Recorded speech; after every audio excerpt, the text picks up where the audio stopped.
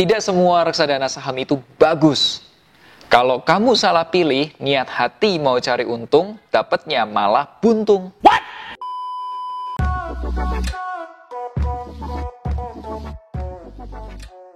Hai guys, jumpa lagi bersama saya Melvin Mumpuni CFP, perencana keuangan dan juga founder dari Finansialku.com. Guys, video ini adalah video keempatku ngobrolin reksadana. Di video pertama, aku cerita tentang jangan asal titip uang. Titipnya di reksadana aja. Nih videonya. Kemudian aku juga cerita salah satu jenis reksadana yang aman, khususnya buat pemula seperti kamu, yaitu reksadana pasar uang. Ini videonya. Dan video terakhir kemarin itu ngobrolin reksadana pendapatan tetap. Aku tahu teman-teman pasti pengen investasi yang returnnya lebih gede, katakanlah 12% setahun atau lebih. Ada nggak sih reksadana yang bisa kasih return lebih gede? Seperti itulah. Jawabannya ada banget teman-teman. Namanya reksadana saham, atau dalam bahasa Inggrisnya adalah equity fund. Tidak semua reksadana saham itu bagus. Kalau kamu salah pilih, niat hati mau cari untung, dapatnya malah buntung. Teman-teman, tapi kamu jangan takut dulu. Kenapa? Karena memilih reksadana saham itu sama seperti seseorang yang memelihara ular. Kamu tahu nggak yang Panji Petualang gitu? Jadi kalau kamu pelihara ular dan kamu tahu nih caranya menangani ular, maka ular itu jadi hewan peliharaan yang seru dan lucu gitu. Tapi kalau kamu nggak ngerti cara pelihara ular, langsung beli ular, pada apalagi yang berbisa gitu ya, bisa cilaka tuh. Teman-teman, kita masih bahas reksadana seperti capcay. Oh, masih roaming ya? Gini, kalau kamu roaming, kamu nonton dulu deh video yang ini. Karena aku udah jelasin reksadana itu seperti capcay. Kalau reksadana saham itu seperti beef capcay. Apa ya? Capcay sapi itulah ya, intinya di capcaynya itu ada sayuran dan ada sapi. What? Kok sapi sih, Vin? Karena gini, sapi itu, ini menurutku ya, sapi itu enak banget kalau ngolahnya itu bener. Tapi, kalau cara ngolahnya kurang pas, wah jadi Allah.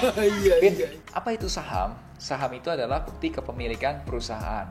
Jadi kalau kamu punya sahamnya Bank BRI, berarti kamu yang punya Bank BRI. Wah, tajir dong. Nggak juga sih, karena kamu kan punyanya dikit, secuil. Tapi kan tetap punya. Guys, reksadana saham itu isinya minimal 80% saham. Kemudian sisanya bisa buat surat utang jangka pendek, yang di bawah setahun ya. Ada yang surat utang jangka panjang, di atas tahun. Ada yang juga produk-produk pasar uang. Guys, supaya kamu lebih kebayang, kali ini aku akan share salah satu produk reksadana saham, namanya Principal Total Return Equity. Teman-teman, aku mau share layarku ya, supaya teman-teman bisa lihat beberapa data penting nih.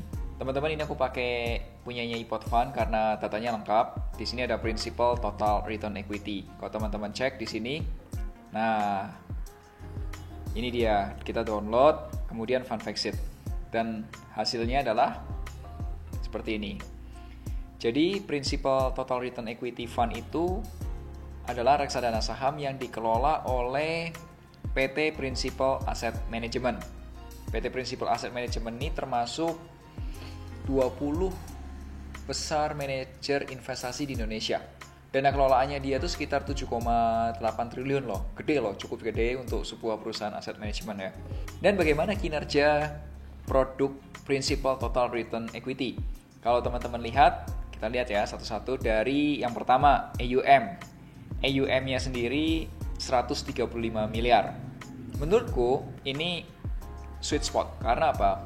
Aku paling suka reksadana saham itu yang AUM-nya itu antara 100 miliar sampai 1 triliun. Pergerakannya kan lebih lincah gitu. Dan ini bagus. Oke. Kedua, kita lihat dulu nih kinerjanya dia selama 1 bulan, 3 bulan, dan seterusnya. Kalau lihat 1 bulannya dia positif, good.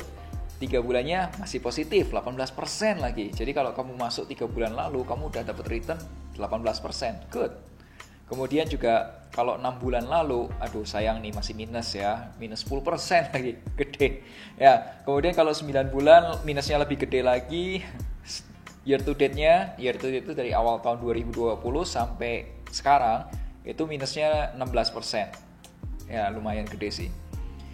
Setahunnya masih minus, 3 tahunnya masih minus, 5 tahunnya positif 11,9. Kalau dari kinerja reksadananya masih belum stabil lah ya. Kemudian yang ketiga yang kita lihat adalah Sharpe-nya. Wah, ternyata Sharpe-nya sekarang itu minus 0,0475. Apa artinya? Artinya setiap 1 poin risiko yang kita ambil sebagai investor menghasilkan return sebesar minus 0,04. Bagus nggak? Harusnya positif dong. Tapi aku kasih lihat ya, kalau ini diganti periode yang 3 bulan, angkanya berbeda. Kita lihat.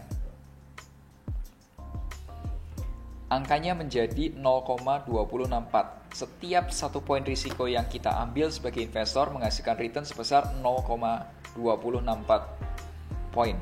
Bagus nggak, Vin? Bagus. Wow.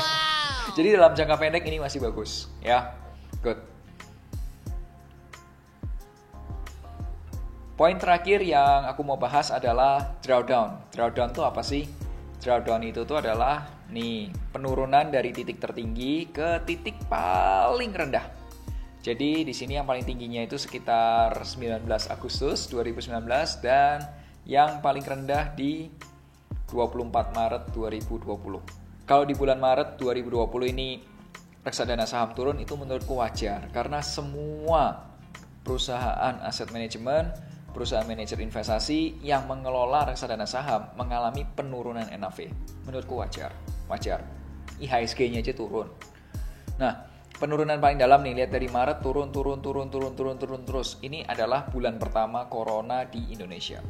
Biasanya kalau dalam kondisi normal, ekonomi berjalan seperti biasa, batas maksimal penurunan kalau buat aku adalah 10%. Jadi kalau penurunannya lebih dari 10%, aku akan cut loss dan akan ganti produk lain. Permasalahannya, pada tahun ini 2020, Indonesia dan dunia itu terkena corona. Yang namanya corona bukan kondisi normal, dan kita harus melakukan penyesuaian juga dengan cara kita memperlakukan produk investasi ini. Berikutnya, teman-teman, gimana sih kita bisa beli reksadana? Kamu bisa beli reksadana itu di bank, di perusahaan aset manajemen, di perusahaan sekuritas, atau bahkan di online. Online ada banyak lah ya, ada Bareksa, ada Tentang Duit, ada Mau Duit, ada Ajaib, dan lain sebagainya. Teman-teman, kita pun di aplikasi Finansialku sudah bekerja sama dengan Tanam Duit, dan kamu bisa beli reksadana juga lewat aplikasi Finansialku. So, itu tadi teman-teman yang aku bahas. Jadi ada 4 hal yang harus diperhatikan ketika kita pilih produk investasi, khususnya reksadana saham. 1, AUM-nya. 2, rata-rata return-nya. 3, itu Sharpe ratio-nya. 4, drawdown-nya. Guys, mungkin kamu masih punya pertanyaan. Gimana cara milih reksadana saham yang benar? Gimana cara pakai reksadana saham yang benar? Terus kemudian, apakah reksadana saham ini cocoknya buat yang agresif aja? Nah, gimana nih kalau buat aku yang konservatif atau yang moderat? Cocok nggak sih punya reksadana saham?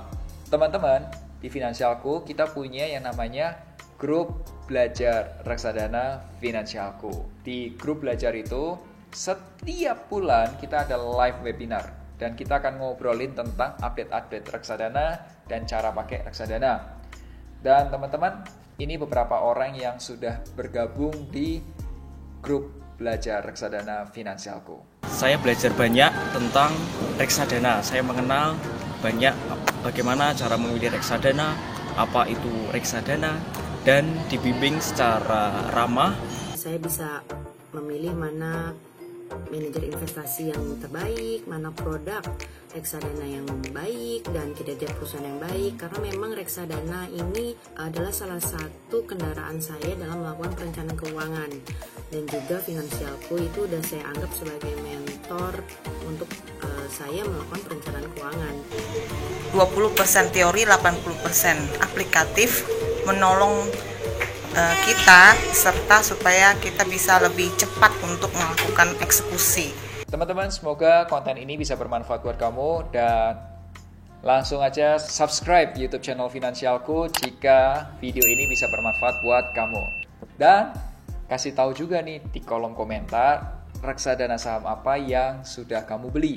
Karena aku kepikiran nih mau bikin review produk reksadana dan aku akan pilih dari teman-teman yang sudah komen. Sampai jumpa di video berikutnya dan akhir kata, make a plan and get your financial dreams come true. Dalam